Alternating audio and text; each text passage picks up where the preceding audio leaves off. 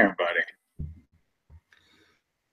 And welcome to Radio MVP Sports Podcast. I'm Tim Continenza along with Matt Emch today. Anthony unable to join us, but he will be back very soon as this is episode number 25 as we continue Radio MVP. We had a little break here after the Thanksgiving holiday. Unfortunately, just scheduling is getting more difficult for all three of us at different times, and that's why Anthony's unable to join us, but he will be back very shortly. I know he'll have a lot to talk about with everything that's going on from college football, basketball, the Cleveland Indians, and everything else, and it'll be great to hear what Anthony has to say. Forward to hearing him in the future. But tonight I have my good friend and high school football partner, Matt Emch, with me. And Matt, how you doing this afternoon? I'm doing really well, Tim. It's good to see you again. Obviously, like we had spoken about earlier, that high school football season went really well, and it went fast, though, and abruptly ended. We thought we might have, a few teams we could maybe watch in the playoffs, make it maybe to the semis or final. Only had one, and we didn't have them, and unfortunately they lost. So it's good to see you again. Yeah, it was a good football season. Unfortunately, us as broadcasters are just like teams.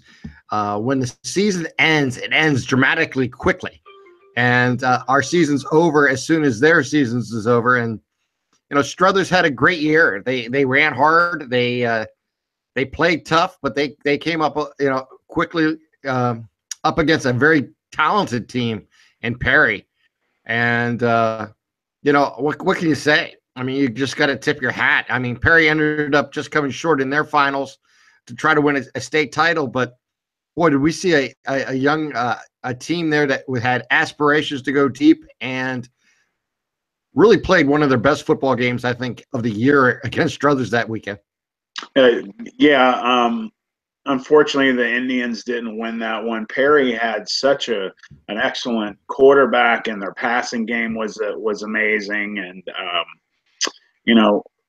they had the eventual state champions the following week in Steubenville, and you and I had thought because of how good Perry did against Girard that maybe they would take care of them, and they did not have any answer for Steubenville, who obviously won state, one of the most balanced teams in the state.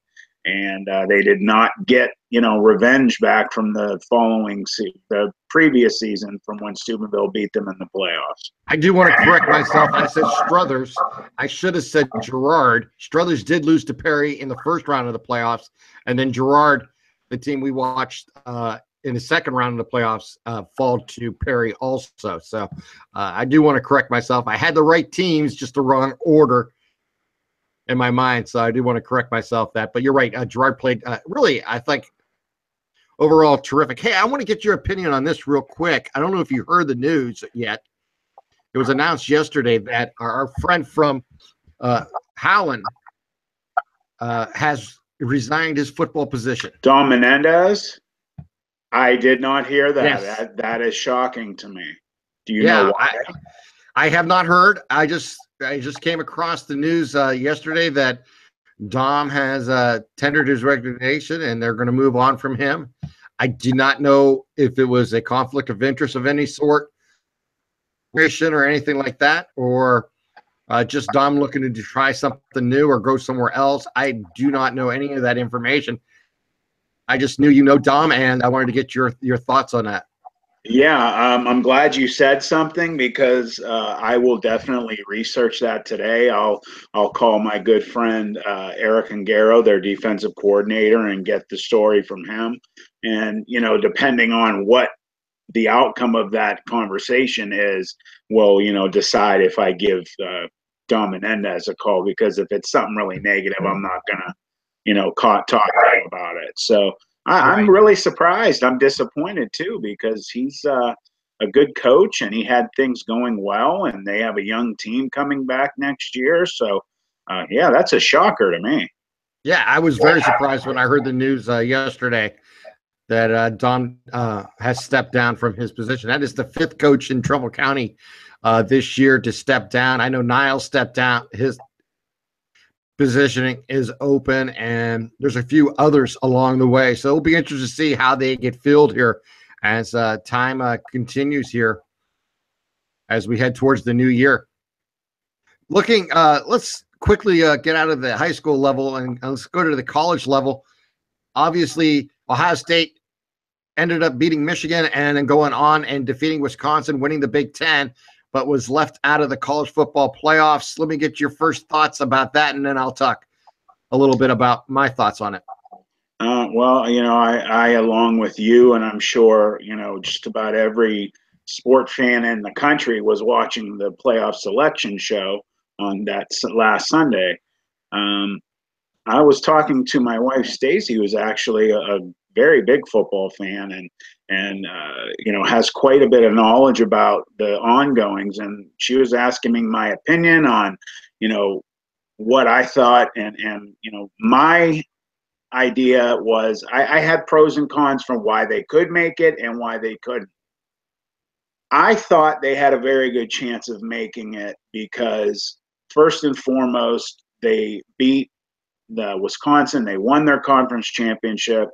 One of the main points of choosing a team in the playoff is winning your conference championship. The high ranking of Wisconsin, and also I think there was 2 or 3 other highly ranked teams they beat this year. I thought that also would be a plus for them.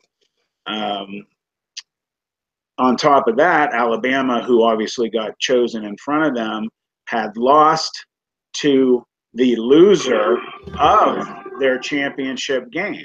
So that was a big strike for Alabama for me, is not only do you not make it to your conference championship, you lose to the team that beat you. Auburn beat them the regular season. They lost the SEC championship. So that was an extra strike. But then you flip over back to the Buckeyes. And obviously, what did them in was that Iowa loss. If it was a close loss, I think they would have made it. I think by how horrible they were destroyed in, the Iowa football game, I think that was the final knife in the back. And I was disappointed. I was angry along with other Buckeye fans. I understand where they're coming from, but I do feel like, here we have human beings that are on the committee, and I think some of them, even though they are not supposed to look back to last year, we're comparing this year's team to last year's team. They would have known that they would have played Clemson again. They said, well, they probably will get beat by them the same way, which you have no way of knowing that in, a different season. The year that we won the national championship in the first playoff, no one thought we had a chance against Alabama. We destroyed them, went on to beat Oregon for the national championship. So, I think some of that went on. I do. I think people just thought it would be the same as last year, and I don't think that's right. But, it is what it is.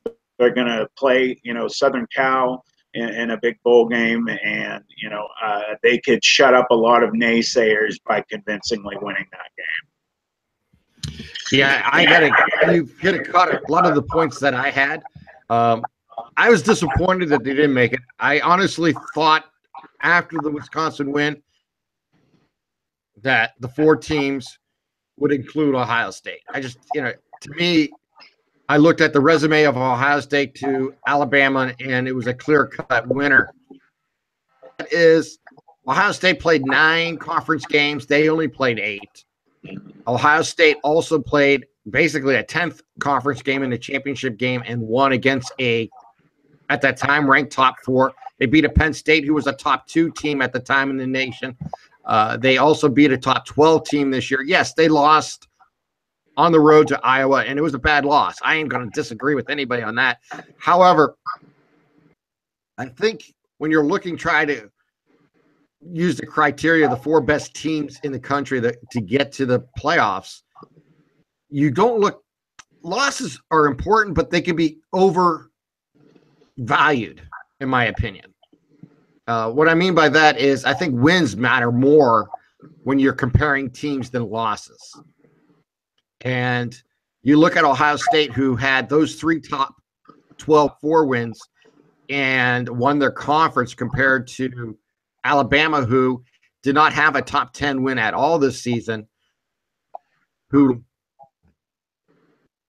their champion, lost to their divisional champion in Auburn, and then Auburn ended up losing to Georgia in the finals. I think that tells you right there that you're really overestimating Alabama, because if anything, you can make the case that Auburn deserved the opportunity over Alabama, because of a head-to-head thing. And the way they had it set up, it looked like to me they had quarterfinals set up. They had the ACC championship and the SEC championship, the Big Ten championship, all set up in the top 8. The only ones that wasn't is the who am I forgetting here? You have Georgia. Georgia. Georgia. Well, yeah, the SEC championship. Whoever won that one was going to get in.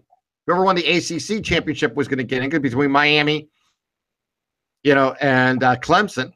And then you had the Big Ten championship. And it looked like to me, the way they had it set up is all 4 games, all top 4 teams were playing basically in a quarterfinal, so the winner should advance. I know technically it wasn't that way, but it looked like that's what the committee set up. And in my opinion, to give Alabama that last spot does not make sense. Now, last year, Ohio State got that in the same scenario. Yep. And I will say this for Ohio State, though, compared to this Alabama team from last year. Ohio State had top 10 wins last year. This Alabama team does not have one top 10 win. And when they did play top 10 teams this year, they lost. And that was into Auburn. So, I thought they got it wrong. I thought Ohio State deserved a shot. I do believe last year's game did play a major factor in this year's decision, which is human nature. It's wrong. You have to take every season for what it is. 2016 is not 2017, and 2018 will not be 2016 and 17 combined. So just disappointed. I thought Ohio State probably deserved the opportunity, just didn't get it. And I'll be honest, another thing I think the college football may have a problem with, and another friend of mine brought this up, and I thought it was a legitimate point, is that you have all Southern teams basically in the finals. Mm-hmm. It becomes very regional. If you live in the Northeast, or if you live in the Midwest or in the West, are you really going to care about these bowl games that they're playing? You probably will watch the championship game because there's nothing else on that Monday night. However, on New Year's Day, I'm going to watch Ohio State play against. It's going to be a great matchup. And that's the only game I really have any interest in watching. Going back real quick, what you just brought up about, one of the things that they said in their criteria that they were going to try not to ever have happen, like they've had when it was the BCS days, was have another championship with 2 teams from the same conference, just like the one year Alabama and LSU played for the national championship. So now you have 2 SEC teams with Georgia and Alabama. Alabama, I honestly, truly believe, because of their past over the last decade with Nick Saban, honestly cementing himself as probably the greatest college coach of all time. I think the 3 best in college football right now are Nick Saban, Urban Meyer, who has it up on Nick Saban. He beats him much more often. And then obviously Dabo Swinney is just doing a phenomenal job at Clemson.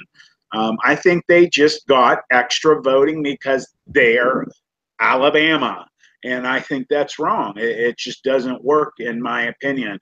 I think Oklahoma belongs there. I think they did a great job. A lot of people are saying, there's no defense in the Big 12, but I'm going to tell you what, I think Oklahoma is that aberration. I think they are on fire, and Georgia better watch out. I really believe that Oklahoma has as much as a chance as anybody to win the national championship this year. Baker Mayfield is an amazing leader. He's obviously going to run away with the Heisman Trophy. We'll see if they're for real once they play, Georgia, but I think they're going to be a team to contend with, and I really hope Clemson does what they did to us last year in Ohio State and just destroys Alabama so that, this can be added on next year and say, okay, we can't do this anymore. We have to be more, picky about what we do. And honestly, Tim, my opinion is from what happened last year and with Ohio State getting in and people's, getting upset about, who was left out this year, about how many people were upset about how it went. I think this is obviously going to open up the case for us having more teams in the playoff. And I've been saying this for quite a while now. I truly believe there is a plan for far down the road to finally make FBS have a traditional type of playoff system. And how awesome that'll be, in my opinion, if they go up to 8 teams in the playoff. And that would be something to see. I agree with you. I think in the long term that will happen. Unfortunately, because of the way contracts are written and television coverage goes, the NCAA is not going to give those games away. The ESPN, I think, lasts another 8 years. So I think we may have to go at least another 8 years of a 14 playoff system before that happens. I know for the fact it just that away when it has such value. And let's face it, everything's about economics today. But you know what? I think everybody agrees with that thought. Most people believe an 18 playoff would be best, where you had the 5 conference champions and 3 at-large bids. And I think it would be the most sensible way to do about it. And I think in the long term, it will happen.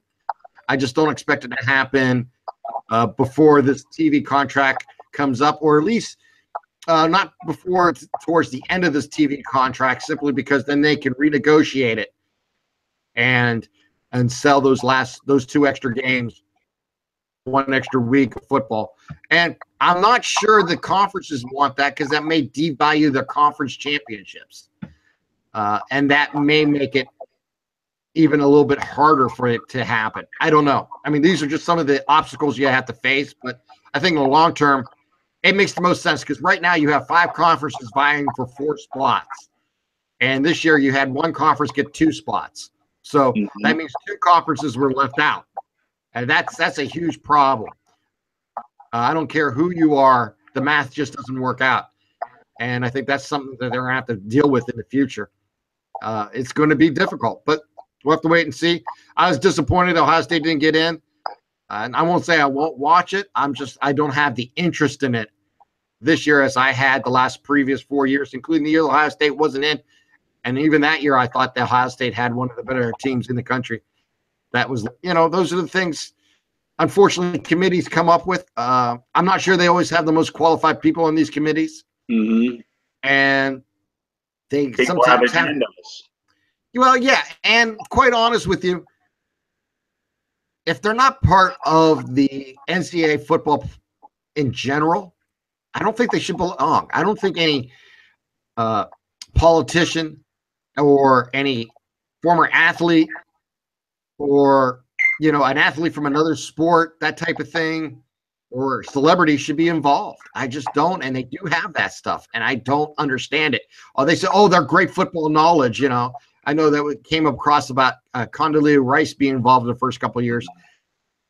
I have nothing against Condoleezza Rice. She's probably a very smart, intelligent woman, and she's proved it throughout her career. But does she really belong on an NCAA football conference committee to determine the top 4? I don't think she's qualified for that. I don't care who she is. And, now if she ends up being a commissioner for one of these leagues someday, then yeah, then you have a legitimate point. But until that happens, I just have a problem with people who I find less than perfect for that committee. And, maybe I'm wrong, but I have a problem with some of the selection people they put on who makes these choices. I'm right with you. I actually had this conversation with our associate Mark Means just the other day.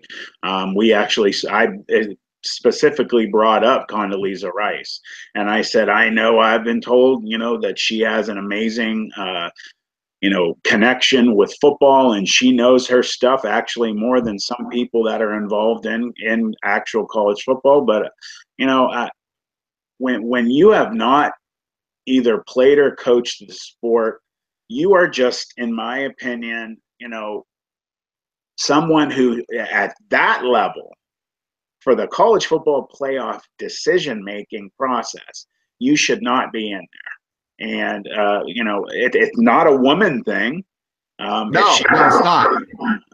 I just think, like you said, I agree with you, Tim. I just think it needs to be somebody who has a connection, and if you're an amazing sports writer or somebody that covers sports, you've been doing it your whole career, and you have a respectable past, that's acceptable. But I just didn't see where, other than her being a good fan, made her one of the people that should be in it. Talking real quick, I just wanted to mention how much I would love to see that 8 playoff, and I know a lot of other people, because like you said, you get those the big 5 conference champions, and you and I both know, when we've watched playoffs through the years, through every level of football, high school and the FCS college, and then pros, you always get that one team that no one ever in a million years would think that they would run the table in the playoffs and won. Like the year Pittsburgh just barely made it into the playoffs and won the Super Bowl. Same thing, the Giants did that. They had all away games through. I think you could get an aberration team, kind of like Central Florida. You never know unless you play. And I think they would have? No, but you just never know how they would play the days that they were in the playoff, and they could maybe do a Boise State to what they did to Oklahoma. I also liked what Jesse Palmer said the day of the decision show. He thought that Ohio State should have been in there, and he said, I truly believe, because I agreed with him. I had said this before he said it, and I was happy to hear him say it, was that, Auburn beat Alabama. Alabama lost to Auburn, obviously, and Auburn lost the SEC championship. They still got ahead of Ohio State, and he thought, and I agreed with him, Alabama at that point, I know they're down with some injuries and this and that doesn't matter, in my opinion. It's about what you can do on the field at that point, and we both agreed that they couldn't beat Wisconsin with the way that they were playing at that point. So if you can't hang with Wisconsin, you're not going to hang with Ohio State, who definitely is a better team. We won't know. I would love it if they finally do that someday. And I agree with you too. It's all about money and the FBS level. But I think no one ever thought we'd be at a 4 playoff system. So That's here true. we are. So yeah, I agree. Won't keep dragging it out, but we'll see how the playoffs play out. And if Alabama runs the table and wins, then we were wrong. So let's see what happens. Moving quickly on to the NFL real quick here, Matt, just to wrap this up. Obviously, the Steelers are playing terrific ball right now. They had that huge comeback against Cincinnati on Monday night. I was really impressed with that game because I'll be honest, in the third quarter, I thought for sure Cincinnati was going to win that ball game. But, right now, Pittsburgh's definitely showing their ability to hang with the top maybe 2 or 3 teams in the NFL right now. And they're definitely a class act of the AFC North. And right now, I got to say, they're got to be the number 1 contenders to the Patriots right now. Obviously, both in the AFC, so they'll eventually most likely will match up sometime in the playoffs if they continue to win.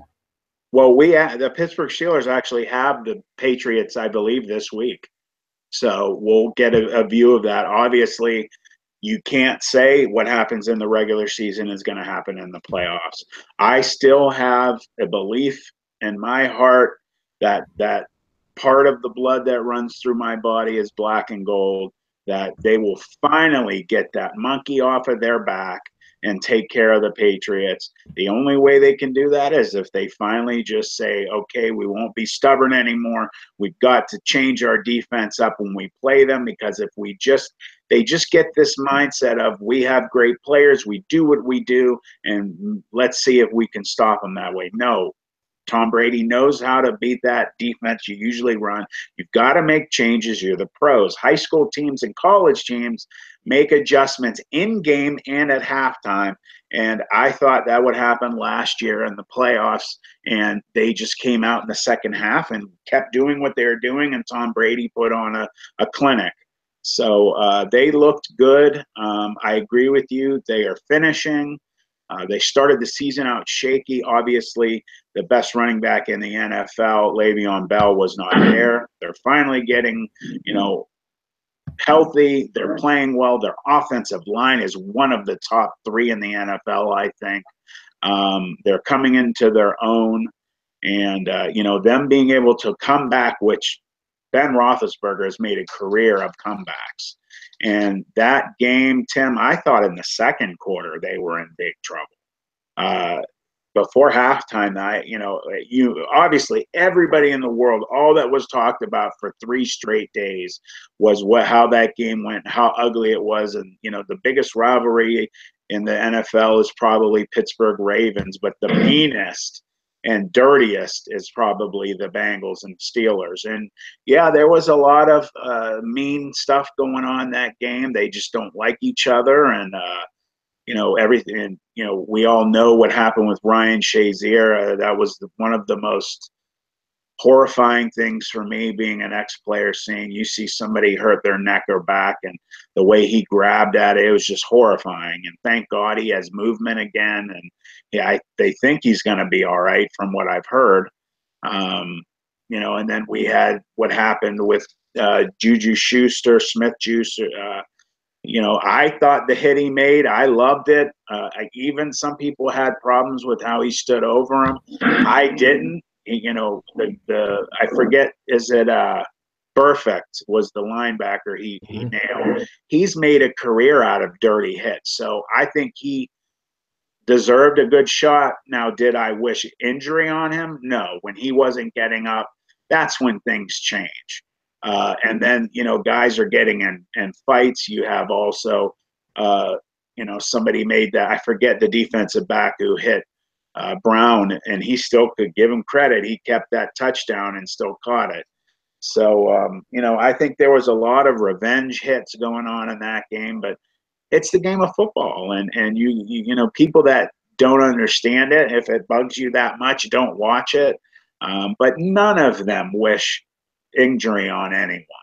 So I enjoyed it. It was the second week in a row that Pittsburgh just, finished out amazingly, and I hope that they can take it to the Patriots. Yeah, it really was kind of an AFC North type game, where it is a hard hitting game and a game of rivalries. And I agree that that's part of football today, and it always has been part of football. Now with the concerns of injuries and head injuries specifically, I think it changes the way people view the game at times. It's a violent game. I don't care what you want to tell me.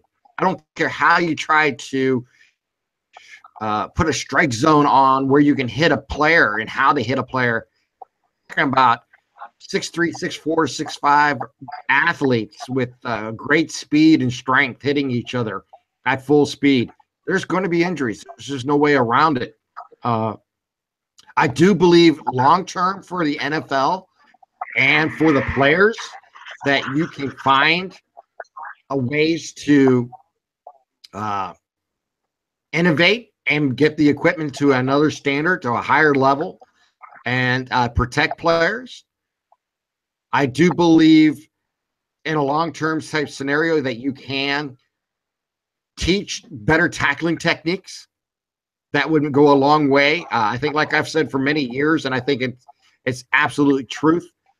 I've had arguments with people about this. I says the problem today and I mean this is just generalization at all levels of football, is you don't have to teach a kid to hit.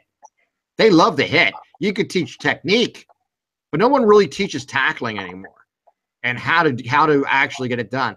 I mean, the big hit's what makes the big money today in the NFL, and that's why defensive players understand that. And quite honestly, that's what motivates them, and that's okay. That's part of the game. I accept that. I just, what happened to Ryan Shazier, excuse me, was I was concerned the moment it happened. I even tweeted it out. I said, I'm concerned right now about Ryan Shazier because he's, you could see right away, like you mentioned, grabbing his back and then all of a sudden, seeing his legs go limp. Grabbing his arm and going like that, I told you he didn't have feeling. Right. So it was, we've seen injuries like that on the football field, and it's very scary on all levels.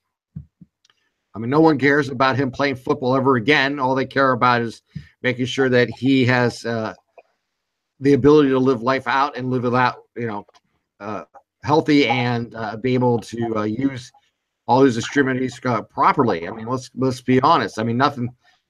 Yes, on a professional level, on an economic level, I'm sure playing football means a lot to him. Any athlete, and this is where I differ from a lot of fans out there, and I learned this because I talked to a lot of athletes at the pro level. You got to understand they have a short window to make this type of ridiculous money. There's not many jobs out there that actually pay you a salary in a 7-8 figure range, and that's what these athletes at all level of all sports get.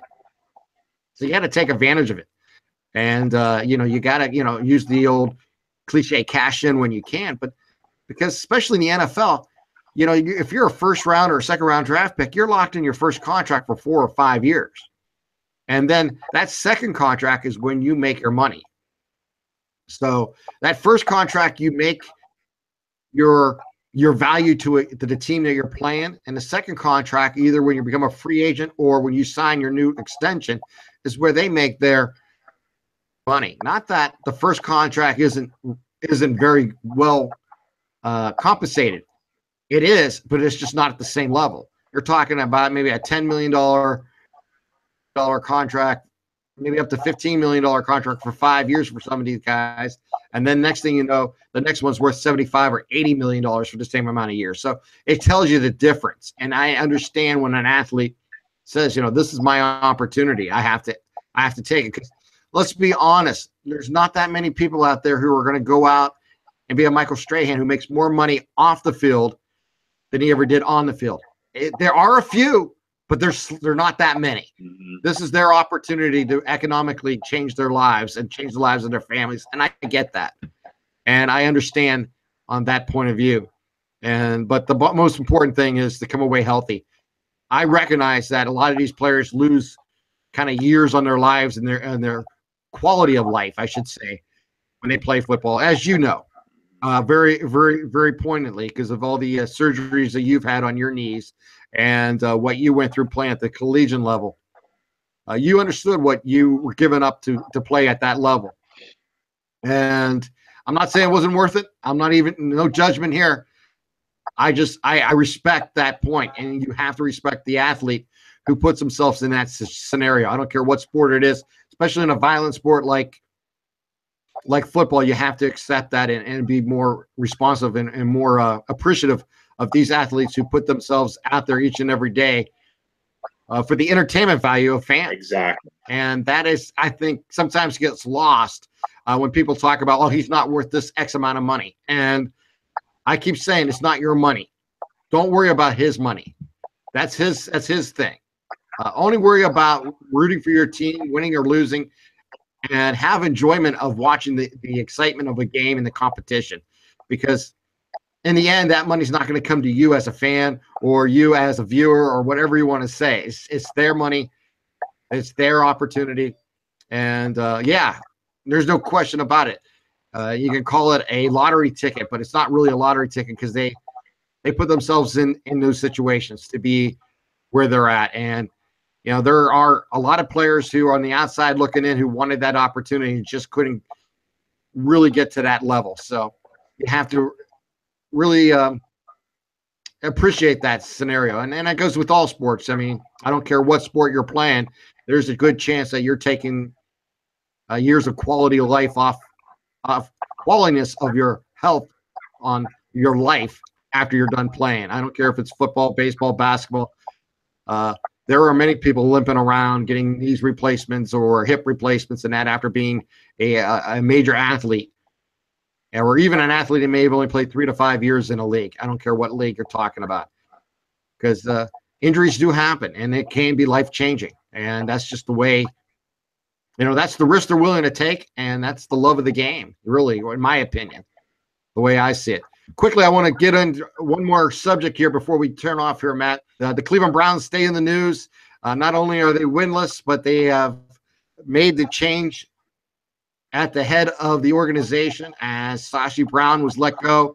And on the same day, they bring in John Dorsey, who has a great resume, who played 5 years for the Green Bay Packers, went into scouting there, helped scout that team, helped to be one of the people who scouted someone like an Aaron Rodgers and helped bring in those type of players for Green Bay, went to Kansas City and helped turn around that program over there and that organization and what they are achieved. He is now going to be the new GM of the Cleveland Browns. And I'm excited because this is a guy I heard about in the summer when he got let go from Kansas City. And I kept saying, if they're going to go after someone with experience and someone who understands the game of football today, I thought John Dorsey fit that bill. And I'm as a Cleveland Brown fan, I'm actually thrilled that they went out and did this. And I'll be honest, I'm going to even go on a limb and say, I don't mind Hugh Jackson coming back. I may have some disagreements the way he runs the game and time management and some other decisions he makes.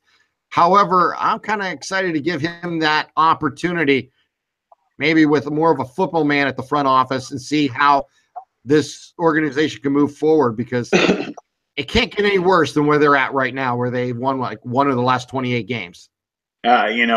Not even being a Cleveland Browns fan, I was ecstatic to hear it. It's not only great for the city of Cleveland, for the state of Ohio, but for the NFL. You want your teams to be, good football teams. Everybody puts a good product on the field. And obviously everyone wants their team to win the Super Bowl, but you can't have that every single year. I like being able to see different teams winning the Super Bowl. I like seeing parity. So, I think that's a great thing that's happened to them. Obviously, Sashi Brown did not know what he was doing. He did not belong in there. It almost seemed at times to me like he was purposely doing things to injure that franchise. And I agree, Dorsey is the guy. I think everyone obviously was pushing him. They grabbed someone good. I think things will change. I also believe that, as you said, that the head coach, I just went blank. What's his name again? Hugh Jackson. Hugh Jackson. He deserves another chance, because what he has been dealing with the upper management is not what a coach deals with on a regular basis and is expected to win games. The pressure that was being put on him was so unrealistic, because he was not being allowed to do what coaches need to do to win. So now he's got somebody that can work with him. He can finally get the right things going, get the right guys in there, get the right attitude. And this could be the catalyst that finally switches things up and gets the Browns winning games again. I definitely just like the direction of a person who has experience, who's had success at different levels, who has not only played the game, but also was a scout for 20 years before becoming a GM, had success as a GM. So he's seen the football from a lot of different perspectives, not only as a player, as a scout, as an administrator. I think those are really important things. And I'm excited in the sense that I believe he stepped into a situation where he can make a big impact on this organization in a very quick area, because he did that with Kansas City. Kansas City was 2-14 when he went in there, and they became a winning program. Matter of fact, I think they won 11 games the next year. So I'm not expecting that big of a dramatic turnaround. However, I'm expecting growth and opportunities for the Browns going forward. And we can talk more about that as time goes on. Matt, real quick, any last thoughts here before we say goodnight? I'm looking forward to December 16th when all the bowls start rolling. That is absolutely, along with Christmas being my favorite holiday, what I associate with the holidays the most is, aside from family, is all the football that's on day and night. I love it. It's a dream come true. And we're getting into everything's important now more than ever. The bowl games are so important, and we're getting to close to the playoffs in the NFL. So everything is getting to the most exciting part of the season, and I'm looking forward to it. Well, Matt, I agree with you. Let's try to sync our schedules early next week before the first bowl game. We'll go through some of the important ones and maybe some of the lower case bowl games and talk about them too. And as we move forward and as we get closer to the NFL wrapping up their regular seasons, we're down to the last 4 weeks, and it should be a lot of fun. And then also we'll just get ready for the playoffs because there's still a lot of football season left. Personally, my basketball season began last night. Real quickly, I'll be on games on WKST 1200 in Newcastle, and you can listen live on that on the internet. If you go to triplive.com, sports network, and you can follow that, and you can find me there on, and I'll post that on the Facebook page, our schedule there, so you can get along. And obviously, I just want to thank you again, Matt, for your time, and I can't wait to talk to you and Anthony next week as we continue here on Radio MVP. I am looking forward to that. And real quick, I just wanted to say, at Tim Continenza for Twitter, at EMP7172 for me. And listen, if you're in the area, to 12:40 a.m., 6 to 7 p.m. on Tuesdays for Just Football with Matt Emsch. You can also hear it streaming over the website at www.wbbw.com. All right, Matt, thanks again. I appreciate your time, and this has been episode 25 of the Radio MVP Sports Podcast. Good night, everyone.